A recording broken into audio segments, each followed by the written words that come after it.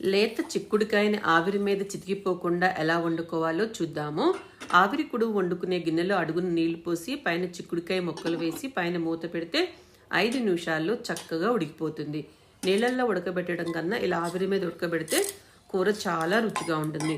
Stove మీద బాండీ పెట్టి 3 స్పూన్ల ఆయిల్ వేసి తిరుగుమాత వేసుకొని తిరుగుమాత కాలిన తర్వాత వెల్లుల్లిపాయలు దంచి వేసి దీంట్లో 2 ఉల్లిపాయలు కట్ చేసి వేసి పచ్చిమిర్చి కరివేపాకు వేసి వేగిన తర్వాత మనం ముందుగా ఉడకబెట్టుకున్న చిక్కుడుకాయ ముక్కలు వేసి 1/2 స్పూన్ పసుపు 1/2 స్పూన్ ఉప్పు వేసి చిక్కుడుకాయలో ఉన్న నీరు పోయే వరకు 1 నిమిషం వేపుకున్న తర్వాత 1 స్పూన్ కారం వేసుకొని కూర ఒక్కసారి తిప్పుకోవాలి.